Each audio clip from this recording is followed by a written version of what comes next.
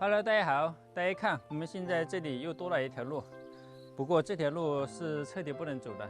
大家都知道，我们房东他们来把坟墓重新清了一个位置，很多人都有一个疑问，为什么清这个坟还要修这条路？修这条路是上面放牛叔叔他弟弟提出来的，他说，这条路以前在那个位置，下暴雨的话，那个水就会沿着那个路冲刷到那个坟上面去，会导致那里塌方。如果说不改的话，那里整块地都会塌下去，不仅那里会塌下去，我们的蓄水池也会跟着塌下去。所以说，放牛叔叔他兄弟人是特别好的，他亲头来弄了这条路，几下又把它弄好了。大家看现在走着是不是比以前更加平稳好走了？这条路它以前就是在这个位置，只是我们房东他们后来修了这个房子以后，觉得路离房子太近了，把它改到这个位置的。然后现在改了以后，以后下暴雨的话，它的水就会沿着这个石梯一直沿着这里往这里流进这个田地里面，就不会再直接冲刷到他们坟墓这里了。一开始我们还想的是有时间来把这里清理一下，把路给重新恢复出来。现在他们把这个路改了以后，都不用再来修这里了，因为现在这条路已经修得很好了。大家看到这个水沟了吗？就是常年这样冲刷下来，冲出这么大一个深坑。这里现在就留作排水了。现在带大家看一下这个坟墓往这里走过去的角度。大家都说这个坟墓对过来是对到我们的房子的，其实没有对到我们房子，它对的是我们茶室这个位置，刚好对的是茶室，其实是对我们来说是没有任何的影响，因为我们也不相信这些。刚好这个坟墓对过去就对到我们对面那个村子，对着他们整个村寨的。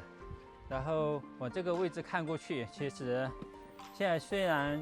移动的位置不怎么大，但是它没有那么明显了。是现在看起来很明显啊，等我们的芭蕉树长起来后，它就会比较隐秘一些。但是我们还是会培植一些其他的这种，长得比较开的一种植物，就是四季如春的那种树来种在这个田坎上。像这样的话，就可以完完全全的挡住。再过不了多久，我们这里这棵桑树它就会发芽，还有我们的这棵樱花树，它也会长叶子，到时候它就给它遮得严严实实。现在在这个位置确实看起来，有点不太舒服啊。但是我们看习惯的人都觉得没有什么。大家看那天我在这里砍芭蕉树，那个人就在后面砍我的桃树，还好我发现了及时，这里砍了1、2、3、4、5，砍了5根枝丫，真的是把我气坏了。我都说，我在这里边弄这个，他一边把我的砍了。真不知道这些人是来帮忙的还是当倒忙的。这里原本就没有影响，我这里种一棵树，他们过去摇一下，过来摇一下。他们以为就只是插在那里的，对，其实这个坟墓往这边移了一点点，它在那个坡下面更隐秘了一些。对，清这个坟墓，然后老妈种的这些豌豆是完全颗粒无收的，大家看长这么大，还有这些蚕豆。这里，他们那天是烧了一堆火，然后我们也是把这些垃圾统一放在这里销毁了。这个没想到这个樱花桶，它是纸壳加水泥做的，然后这些我们到时候也要把它铲了扔掉，这个在地里面也是不利于庄稼的发展。它这个就是移过来差不多2米吧。这个坟墓一开始在那个位置，现在移过来了差不多2米。它移到这里来，就是往我们老房子看过来，不是一眼就可以看到。其实，在我们的菜园里面是根本看不到这个坟墓的，所以它移过来一点，对我们是有利的。以前我们在菜园里面摘菜是能看到坟墓的，因为它的这个朝向是朝这个位置，然后从哪个方位都能看到。现在统一朝那个方向了，就不是那么明显了。对，只有是你特意去注意它的时候才能看得到，不注意的时候，其实它是隐秘起来的。对，接下来我们的工作就比较多了。你看，